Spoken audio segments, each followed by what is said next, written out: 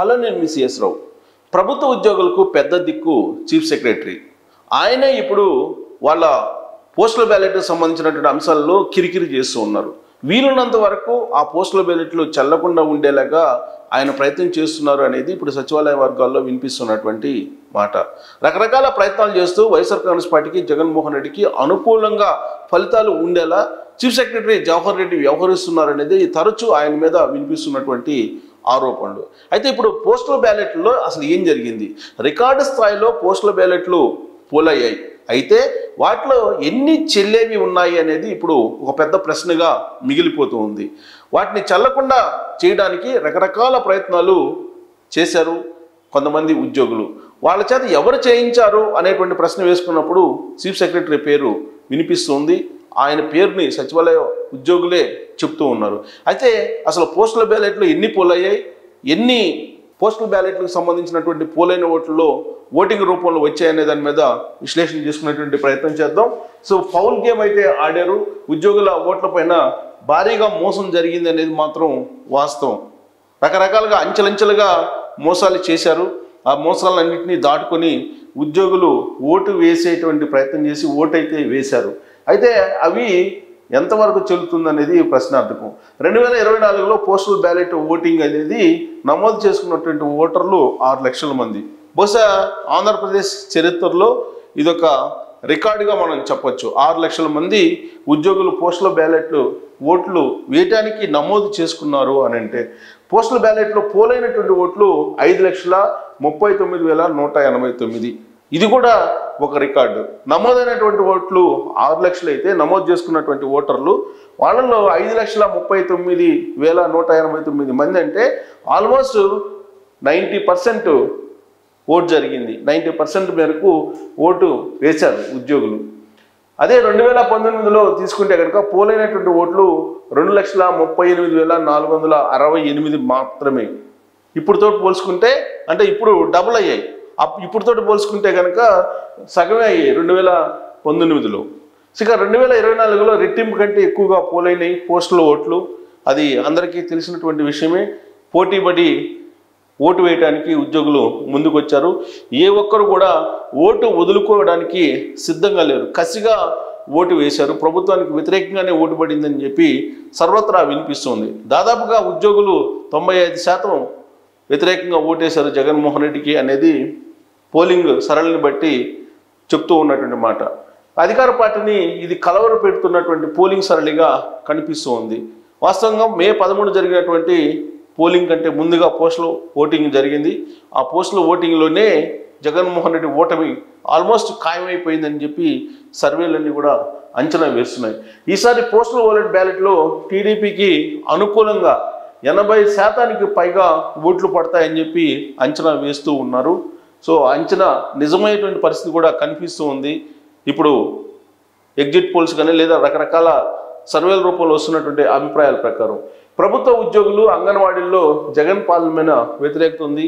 ప్రభుత్వ ఉద్యోగులకు 2019లో జగన్మోహన్ రెడ్డి సిపిఎస్ రద్దు అనేటువంటి ఒక హామీని ఇచ్చారు. అదంతన్నా 15 రోజుల్లో చేసేస్తానని చెప్పి హామీ ఇచ్చి మభ్యపెట్టారు ఆ రోజు ప్రభుత్వ ఉద్యోగుల్ని. వాళ్ళు నమ్మారు.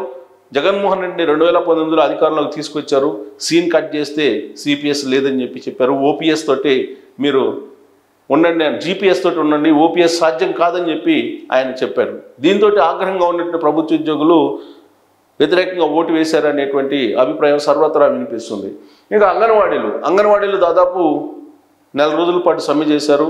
వాళ్ళ సమస్యలను పరిష్కరించడానికి ప్రభుత్వం రాలేదు సంప్రదింపులకు కూడా.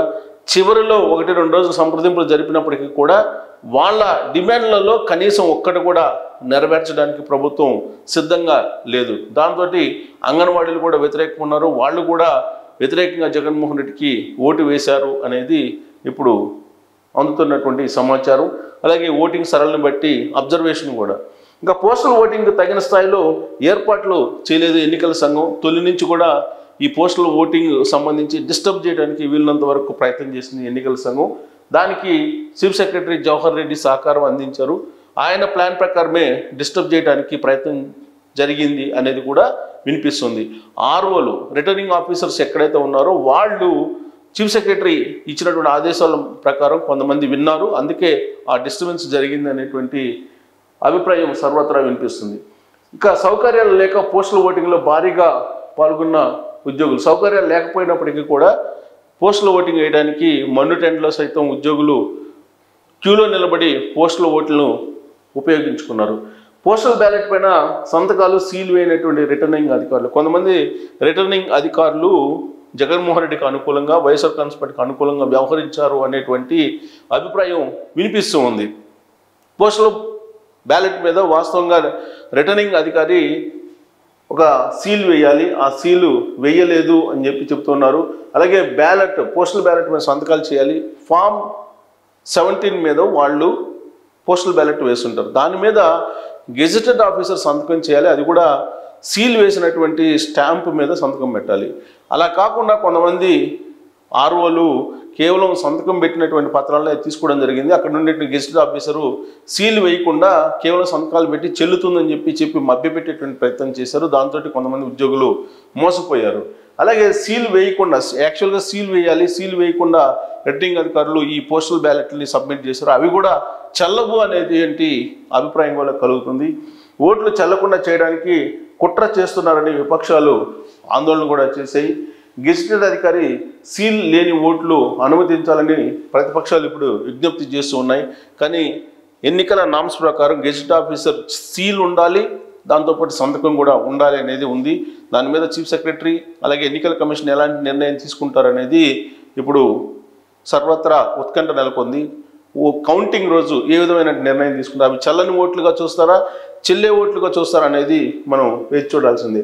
ప్రతిపక్షాల విన్నపం పైన సానుకూలంగా CEO స్పందించారు. ప్రస్తుతానికైతే ఎన్నికల కమిషనర్ ఎవరైతే ఉన్నారో, రాష్ట్ర ఎన్నికల కమిషనర్ ఆయనైతే సానుకూలంగా స్పందించారు విపక్షాలు చేసిన డిమాండ్కు. అయితే కౌంటింగ్ రోజుకి ఏ విధంగా మారుతుంది అనేది ఒక సందేహం.